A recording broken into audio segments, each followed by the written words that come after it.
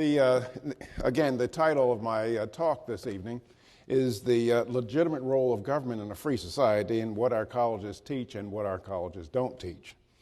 Now, in the course of my comments, I'm going to say some things that will break with conventional wisdom on a whole range of topics, some things that might sound evil, politically incorrect and insensitive. And to the extent that any of those things are true, you should feel free during the question and answer period to raise hard questions. You need not feel as though you owe me any undue courtesy because I'm your guest. Raise hard questions. You can't insult me. I am uninsultable. Only way you could possibly insult me is to suggest that I'm not pretty good in basketball. And that's a matter of ethnic pride that I take seriously.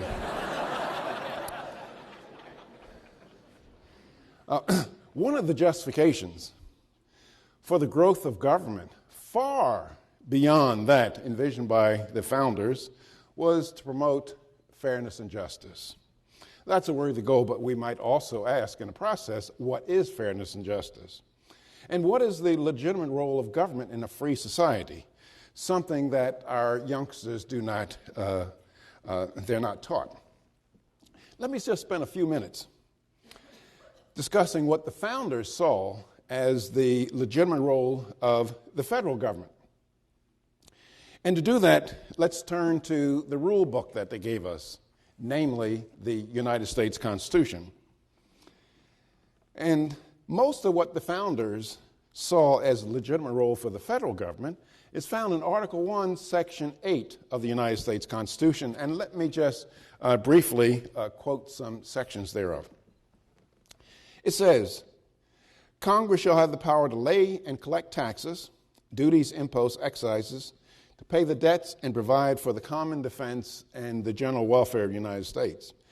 They also have the power, or they're authorized by the Constitution, Article 1, to borrow money on the credit of the United States, to regulate commerce with foreign nations and among the several states and Indian tribes, to coin money, to establish post offices and post roads, and to raise and support armies. The framers granted Congress taxing and spending authority for these and a few other activities. Namely, if you read the Constitution of the United States, Congress is authorized to do 21 things. Now, nowhere in the Constitution do we find authority for Congress to tax and spend for up to 3/4 of what Congress taxes and spends for today. In other words, there is no constitutional authority for farm subsidies, bank bailouts, food stamps, midnight basketball, bailouts of big companies. There's absolutely no authority, no constitutional authority. Now, I think that we can say that we've made a significant departure from the principles of free markets and limited government that made us a rich nation, made us a rich nation in the first place. And these principles were embodied in our nation through the combined institutions of private ownership of property and free enterprise. Now, our young people are not taught that democracy and majority rule give an aura of legitimacy to acts that would otherwise be deemed as tyranny. In fact, if you read any of our founding documents, you do not find the term democracy in any of our founding documents. Now think about the tyranny of democracy or the tyranny of the majority. Ask yourself, how many day-to-day decisions in your life would you like to be decided through majority rule or the democratic process? That is, how about the decision whether you watch football or Law and Order? Would you like that to be decided through the political mechanism? Or whether you drive a Chevrolet or a Ford? Or whether your Easter dinner is turkey or ham? Now, were such decisions made through the political process or through majority rule, I am sure that most of us would deem it as tyranny, utter tyranny. Now, why isn't it also tyranny for the democratic process to mandate what type of light bulbs that we have, how many gallons of water we flush our toilets with, or whether money should be taken out of our pay for retirement? The founders of our country, which our young people are not taught in school, the founders of our country held a deep abhorrence for democracy and majority rule. In Federalist Paper 10, James Madison wrote, and I'm quoting him, "Measures too often decided not according to the rules of justice and the rights of the minor party, but by the superior force of an interested and overbearing majority." John Adams predicted, and I quote, "Remember, democracy never lasts long. It soon wastes, exhausts, and murders itself. There was never a democracy yet that did not commit suicide." Now, our founders intended for us to have a Republican, limited form of government, where the major function of government is to protect our God-given rights. Now, for those of you who think that the founders intended for us to be a democracy, well, you just look at our Pledge of Allegiance to the flag. Do we pledge allegiance to the flag for the democracy for which it stands, or is it a republic? Or do we sing the battle hymn of the democracy? No, it's the republic. Now, the founders, alert to the dangers of majoritarian tyranny, the Constitution's framers inserted a number of anti-majority rules. One such rule is that the election of the president is not decided by a majority vote, but instead by the Electoral College. If the presidency was decided by a majority vote, conceivably 9 states that have over 50% of the United States population could determine the presidency. But fortunately, they can't because of the Electoral College. That is, these 9 states right now only have 225 Electoral College votes, when 270 of the 538 are needed. Part of the reason why the founders created 2 houses of Congress was to have another obstacle to majority rule. That is, 51 senators can block the designs of 435 representatives and 49 senators. The Constitution also gives the president a veto to weaken the power of the 535 congressmen and senators. And it takes 2/3 of both houses of Congress to override the veto. Now, if you listen to what goes on in the average college class, the professors talk about this is a democracy. That is absolutely wrong. Well, at least the framers did not intend for it to be a democracy. If it is now a democracy, the framers did not intend for it to be. Now, through numerous successful attacks, the values of limited government, private property, and free enterprise that the framers envisioned are mere skeletons of their past. And Thomas Jefferson anticipated this when he said, "The natural progress of things is for government to gain ground and for liberty to yield." The best way of looking at how government is gaining ground and liberty yielding is to look at what has happened to taxation and spending. Ladies and gentlemen, there's only one way to look at taxation. Taxes represent government claims on private property. And if government were to tax private property at 100%, it would confiscate totally private property, and taxes are going up. But an even better measure of what government does is to look at what has happened to spending. If you go to 1902, the turn of the century before the last, expenditures at all levels of government total $1.7 billion. What I mean is that at the federal, state, and local levels of government, the total spending was $1.7 billion. In 1902, the average taxpayer paid $60 a year in federal, state, and local taxes. Matter of fact, from 1787 until 1920, federal expenditures were only 3% of the GDP, whereby now it's around 22, 23% of the GDP. State and local, right now the federal government is spending $3.5 trillion. State and local governments spend over $1 trillion. The average taxpayer pays $8,000 a year for federal, state, and local taxes. Or another way of looking at it is that the average taxpayer works from January 1st until almost May to pay federal, state, and local taxes. And what does that mean? That means that we're going on 5 months out of the year, and we do not have rights to decide how the fruits of our labor will be used. Somebody else makes that decision. Now, keep in mind, in a working definition of slavery is that you work 12 months out of the year, and it's someone else that decides how the fruits of your labor will be used. Now,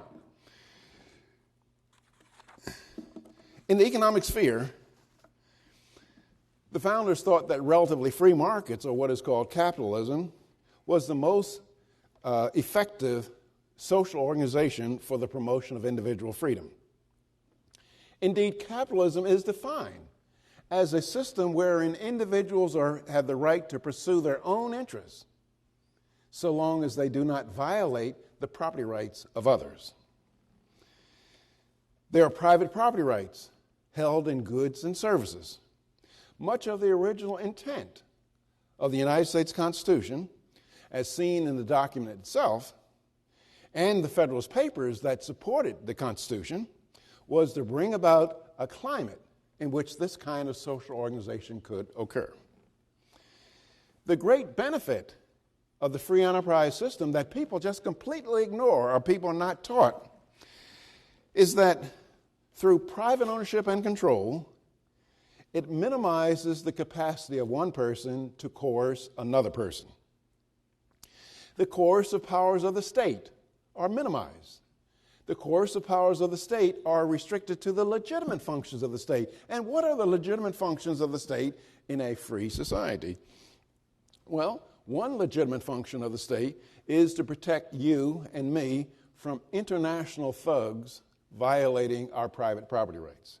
So that says that one legitimate function of the state is to provide for national defense.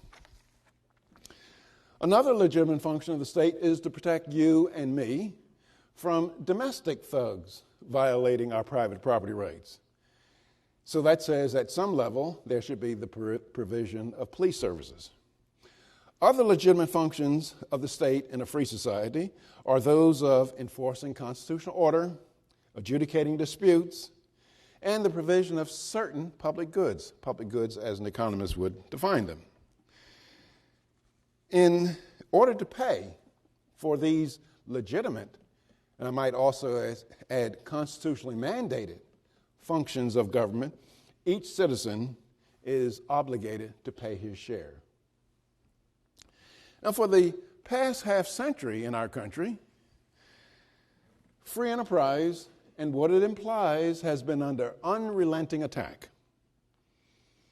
Americans from all walks of life, whether they realize it or not, have demonstrated a deep and abiding contempt for private property rights and economic freedom. Free enterprise is threatened today, somewhat ironically, not because of its failure, but because of its success.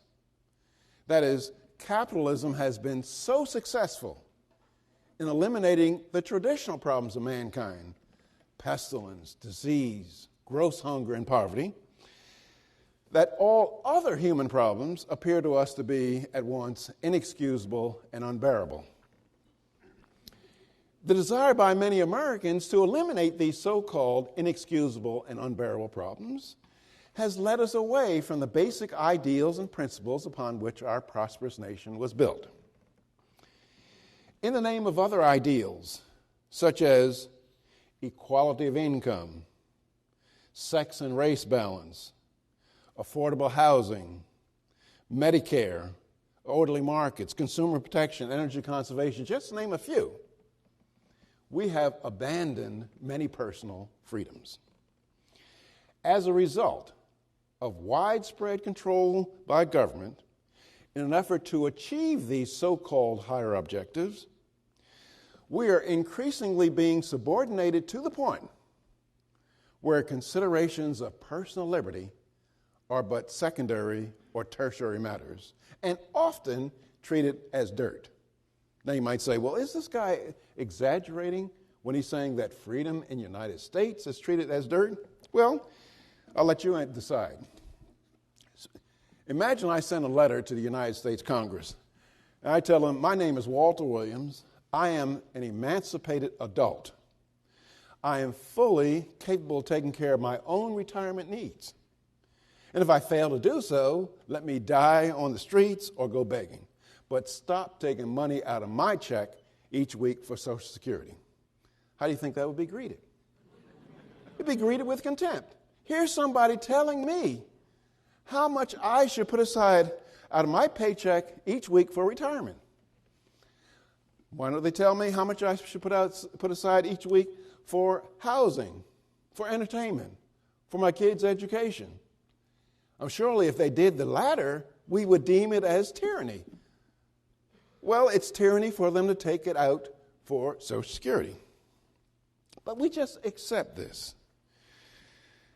The ultimate end to this process, ladies and gentlemen, is totalitarianism, which is nothing more than a reduced form of servitude. Now, I'm not saying that we are a totalitarian nation yet, but if you ask the question, which way are we headed, tiny steps at a time? Are we headed towards more government control over our lives, or are we headed towards more liberty? It would have to unambiguously be the former. Now, the great philosopher, David Hume, he pointed out that it is very seldom that liberty of any kind is lost all at once. It's always lost bit by bit. Or another way I like to explain it is use Leonard Read. He's the founder of the Foundation for Economic Education in New York. And he said that if you wanted to take liberty away from Americans, you had to know how to cook a frog. And Leonard Read said, you can't cook a frog by putting on a pot of boiling water and throwing the frog in the water, because the frog's reflexes are so quick that as soon as his feet touch the boiling water, he would hop away and be free. Leonard Read said, the way to cook a frog is to put on a pot of cold water, put the frog in the water, and heat it up bit by bit. And by the time the frog realized he was being cooked, it was too late. That's the same thing with Americans. If anybody came over here talking about taking away all of our liberties all at once, we would righteously rebel. But they can talk about taking away our liberties bit by bit, as they're doing. Now, the primary justification for the attack on private property, we don't look at it this way, but the primary justification for the attack on private property, economic freedom, and privacy can be found in people's desire for government to do good.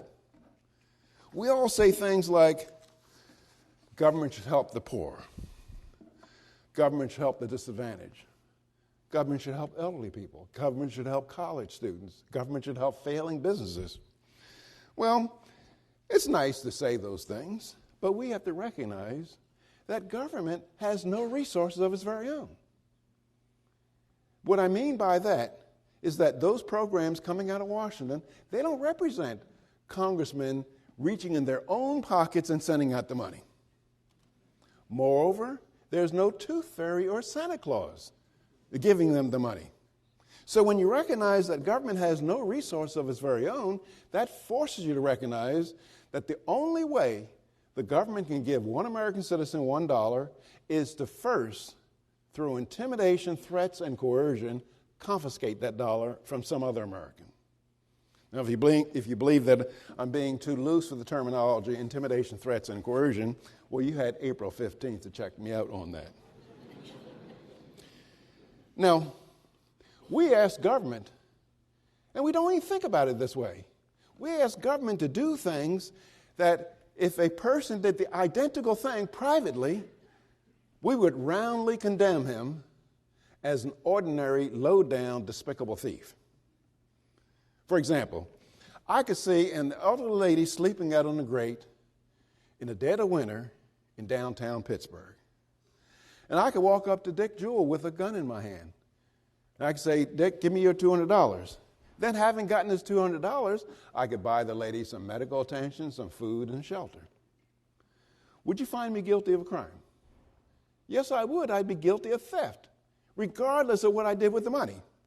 Because what is theft? Theft is taking the rightful property of one person and giving it to another to whom it does not belong. Now, I believe that most Americans would agree with me on that. But here's the problem.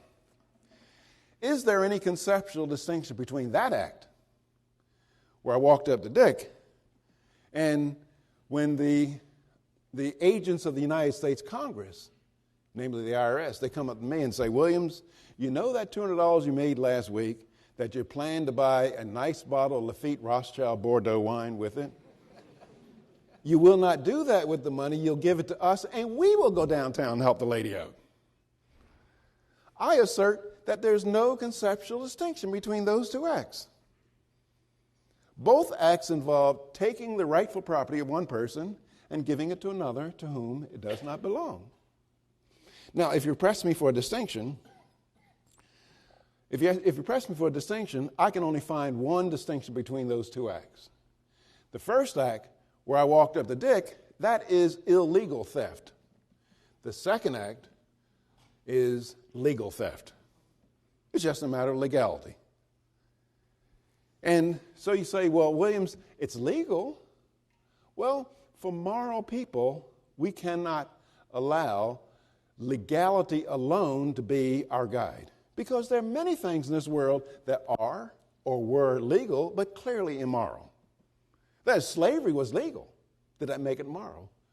The Stalinist purges, the Maoist purges, they were all legal, but were they moral?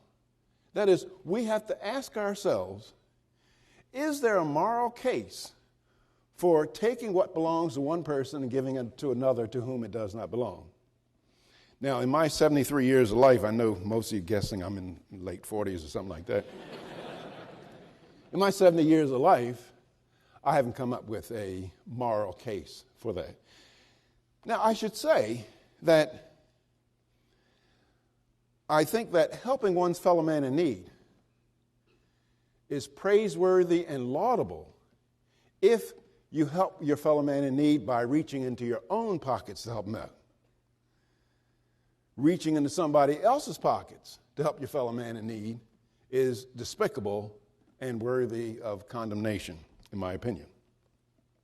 Moreover, for the Christians among us, we should be concerned because when God gave the commandment, thou shalt not steal, I'm very sure that God did not mean that thou shalt not steal unless you got a majority vote in Congress. Moreover, if you were asked God, well, is it okay to be a recipient of stolen goods? I'm pretty sure he would say that was a sin as well. Now, if the average American were asked whether he wishes to return to mankind's normal state of affairs, and what is mankind's normal state of affairs?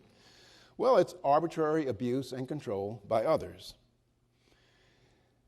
I'm very sure that the average citizen would be repulsed by such a suggestion. But if you were to ask the average citizen to say the senior citizens, whether Social Security and Medicare, prescription drug subsidies should be continued, he'd probably answer yes. That is, he would say, yes, I think we should use our fellow man. I think we should forcibly use our fellow man to serve the purposes of someone else, which I think is immoral. Now, in colleges, many classes, and in news media, people are told, well, we need big government to protect us against big business. That's one of the arguments that you hear. Well, despite the bigness of businesses, such as IBM, AT&T, Exxon,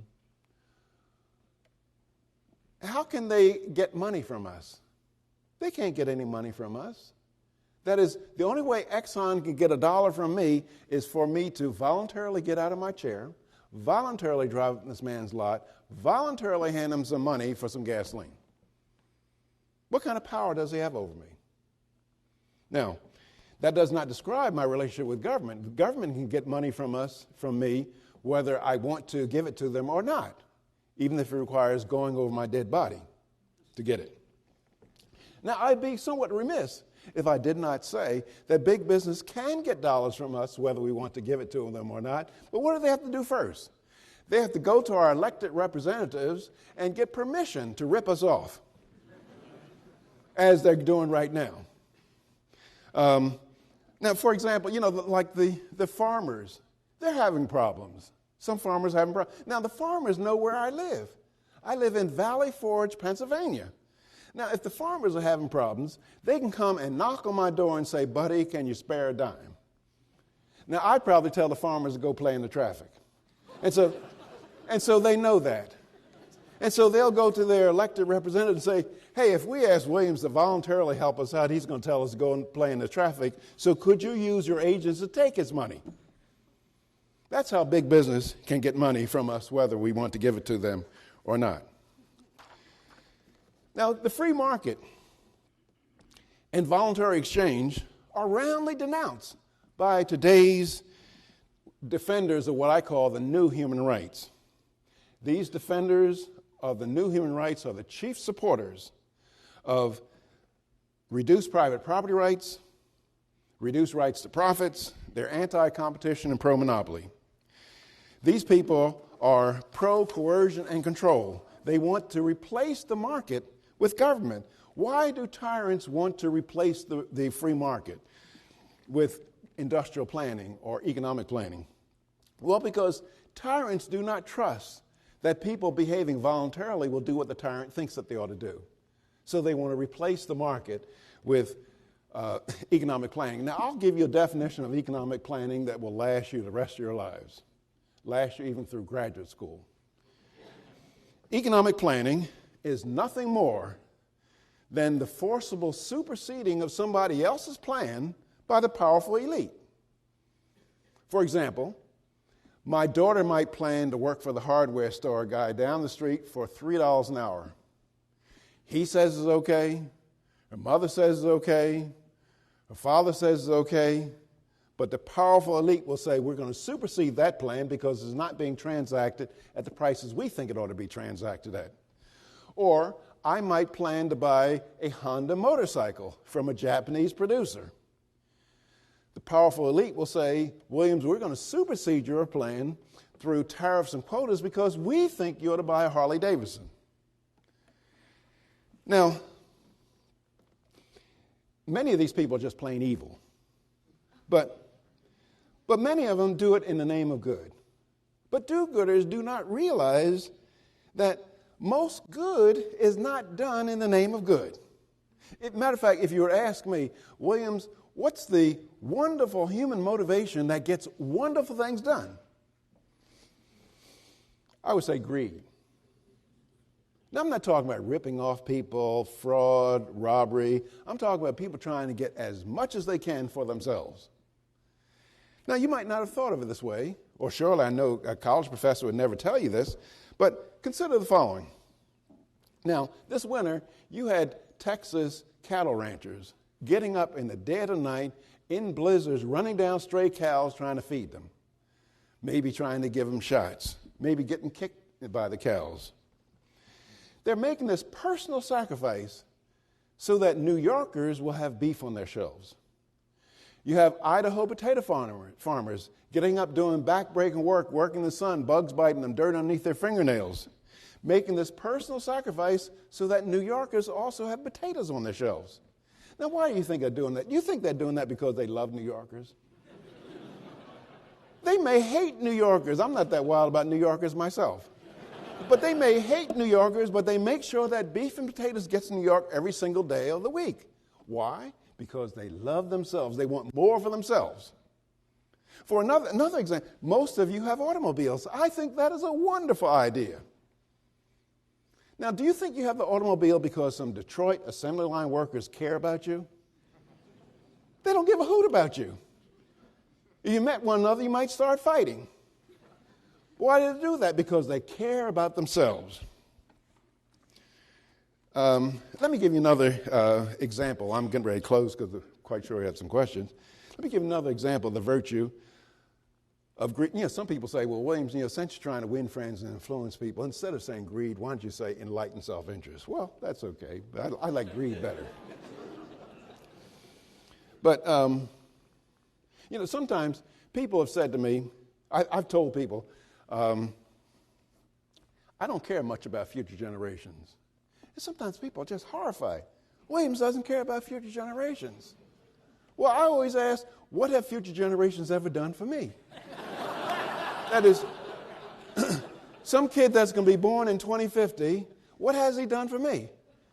And if he hasn't done anything for me, how then am I obliged to do anything for him? Well, if you watch my actual behavior, my behavior would belie that sentiment. That is, I live in Valley Forge. A number of years ago, I took $400 that I could have bought 2 nice bottles of Chateau de Kim Sauterne wine, and I planted little seedlings around my property. Now, when those trees reach their full maturity, I'll be dead. There'll be some future generation swinging in my trees. There'll be some 2050 kid eating my apples and pears. Mrs. Williams made some extensive improvements on our house. Big sunroom, with my money, by the way. Now, that sunroom is going to outlast us. There'll be some 2050 kid tracking mud in my sunroom. So the question is, how come I made a sacrifice of current consumption to produce something that's going to benefit a future generation when I don't even care about them? Well, it's very easy. The nicer my house is, the longer it will provide housing services, what? The higher the price I get when I go to sell it. That is, by pursuing my own narrow, selfish interests, I can't help but make a house available for a future generation, whether I mean to or not. Now, ask yourself, would I have the same incentives to care for my house if the government owned the house? Or if there were a 75% transfer tax when I went to sell the house? No, I would. Whatever weakens my private property rights in that house weakens my incentive to do the socially responsible thing, namely conserve on the scarce resources of our society. Let me begin to close because, and I'm skipping a lot of stuff, so you're going to have to spend the rest of your life not knowing these things. But our government has become destructive of the ends that it was created to serve. Rule of law is an alien value in our country. When people look at what Congress should be doing, they ask the question, is it a good idea that Congress should be doing it? That's an irrelevant question. The relevant question is it permissible under the United States Constitution? That is, there are many good ideas. I mean, for example, I bike sometimes 2,000 miles a year. I think it's a good idea, but should it become law? Should Congress make everybody do what I do?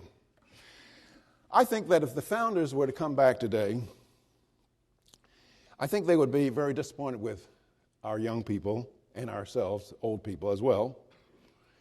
They'd be very disappointed in our choice to accept what we see as safety in exchange for liberty. I'm not quite sure just what can be done at the college level to get people to challenge the conventional wisdom. First, I think there should be the recognition that something is missing in our education, and there must be a willingness to address it. However, I'm all too afraid that there's little desire for our nation to continue to be a free nation. Sure, if you ask the average American, does he favor freedom, he would say yes. But as I mentioned earlier, I believe that the average American believes that it is right, that it's okay for the government to forcibly use one person to serve the purposes of another. Now, there is one optimistic note, and that is the American people have never done the wrong thing for a long time. We've always eventually gotten our act together.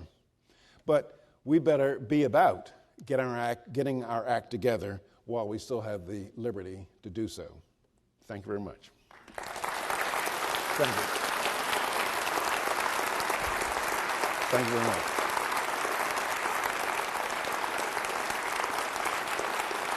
Thank you. Thank you very much. I'm sure there are questions. Yes. Would you stand up so that other people can hear you? Thanks. You said that taking money from people and having the government use it for other things is immoral, which I agree with. But for programs such as Medicare and Social Security, what do you suggest should be done instead of this? Well, I think one of the questions that we always have to ask when somebody says that we need a particular program, I always ask the question, what did we do before that? That is, if people tell me, we just have to have food stamps, and I say, well, when the poor Irish were coming here in the 1840s fleeing the potato famine, when they got off the boat, was there a food stamp program? And if there weren't, how in the world did they make it? For most of our history, we've done without Medicare. It wasn't until the 60s when Medicare became law. I think that there's been a breakdown in institutions in our country that tends to focus us towards government as being the savior, or maybe it works the other way around, government assuming the role of the family. You know, for most of our history, elderly people died in the homes of their children. That is, their children took care of them. I mean, that is, there was the belief in the commandment to honor thy mother and father. Now, it turns out that children don't have to honor their mother and father anymore because they can get me through the tax code to honor their mother and father. And they can get others to honor their mother and father through the tax code. And then also, the private community played a much greater role. And look, keep in mind that Americans are the most generous people on the face of this earth. That is, it turns out that we do something like 80% of all world giving.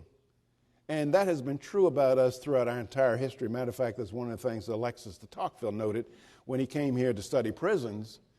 But he got back to France and he wrote Democracy in America. And he was just talking about, one of the things he was talking about was this wonderful, generous spirit of the American people. I mean, he was giving lectures saying, those Americans just love committees. Somebody's barn burns down, they have a committee. Somebody becomes widowed, they have a committee.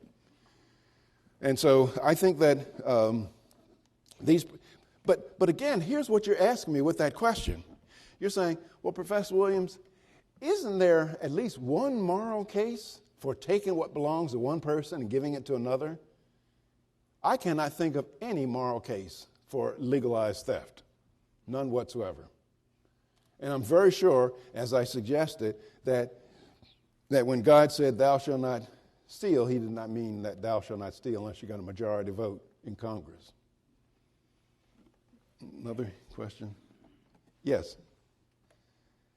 And by the way, you can ask harder questions than that of me. If you're reluctant, just say, I have a liberal friend. He said, if I ever saw you, ask this question. Yeah.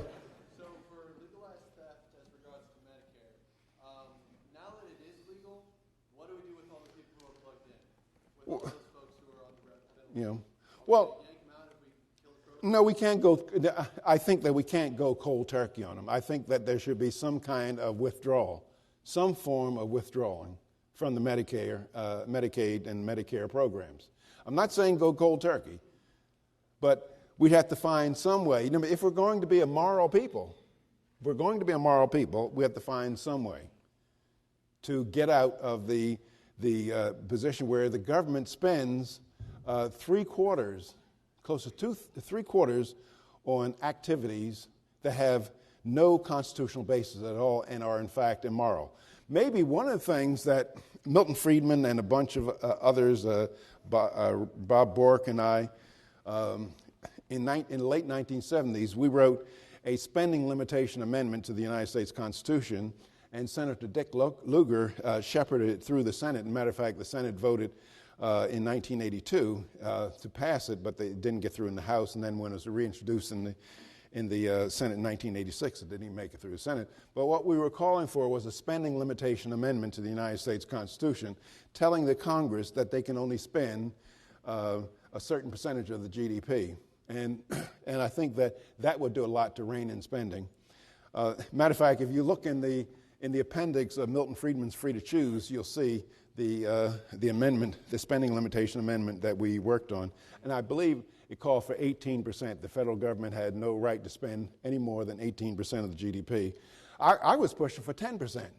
And Senator Lugar asked me, well, Williams, what's so great about 10%? And I said, well, 10% is good enough for the Baptist Church. It ought to be good enough for Congress as well. Yeah. Yes, gentleman there.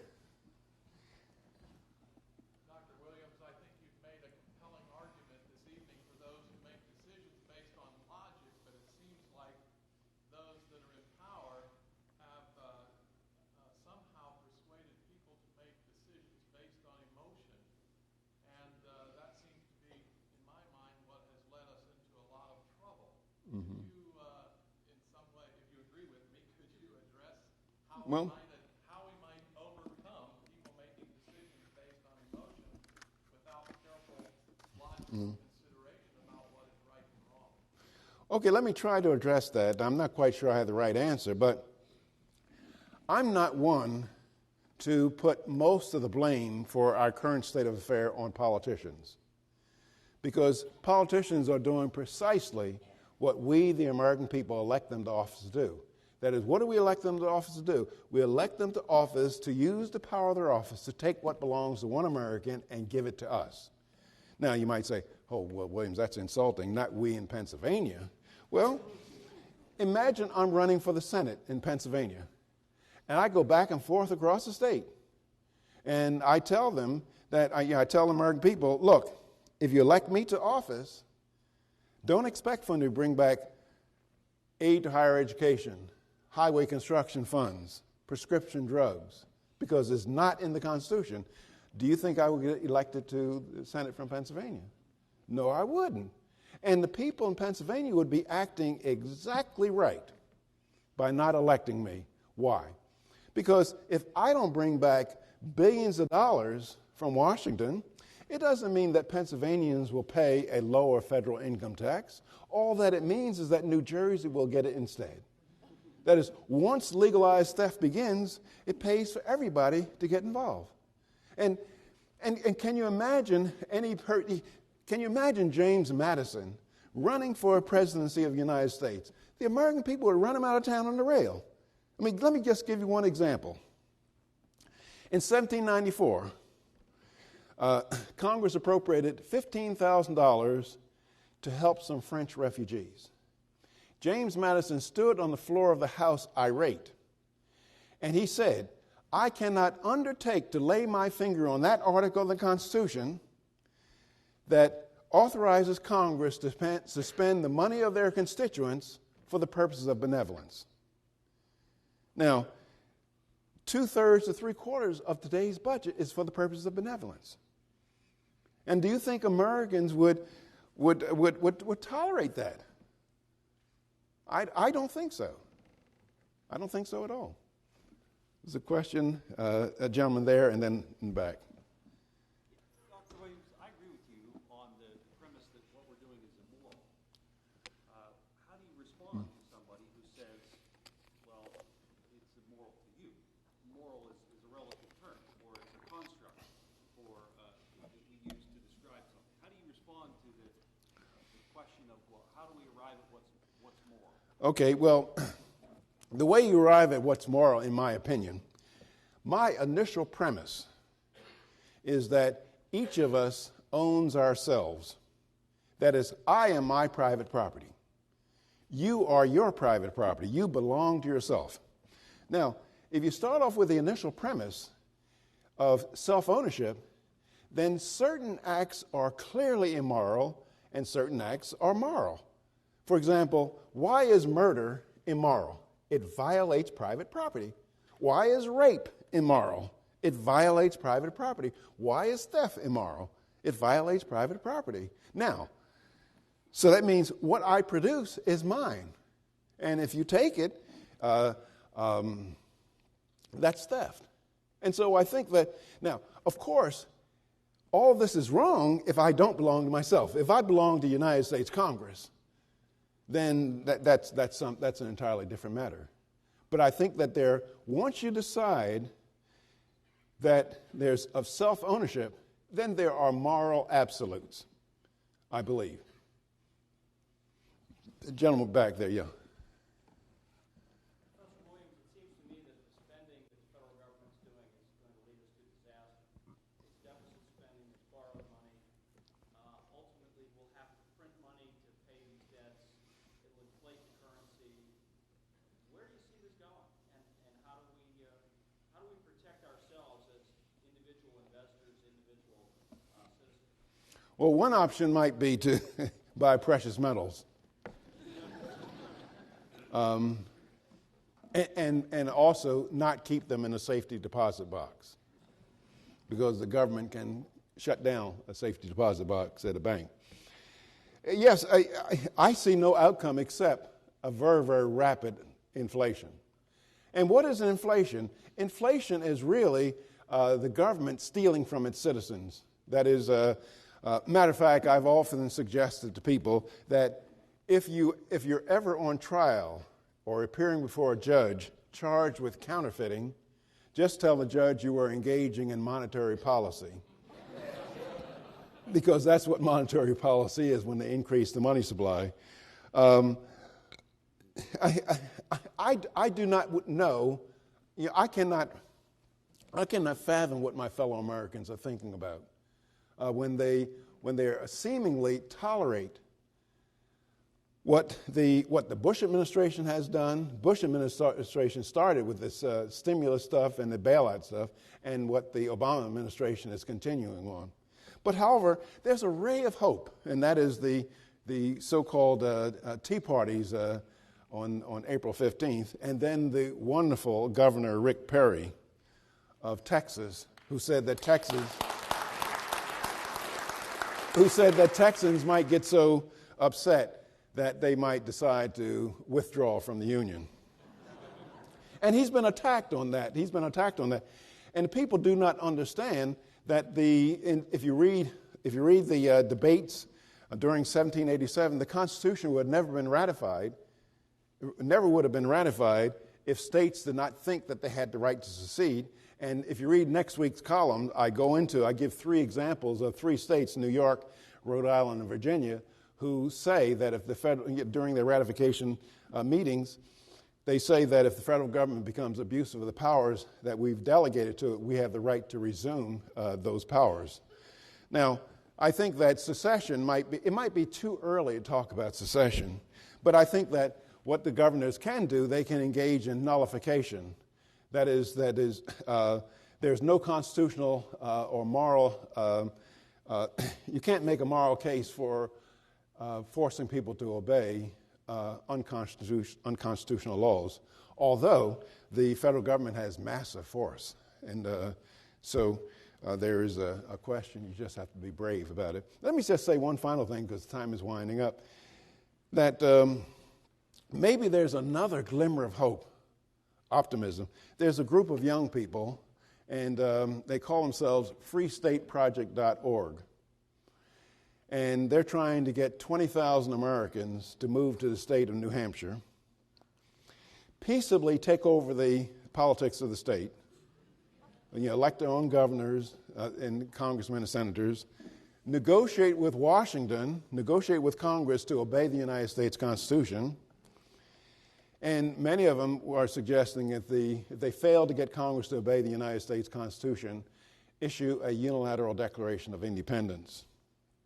People say, well, that's secession. The last secession didn't work out very well. There's some problems. But they fail to recognize that the first one worked out very well in 1776.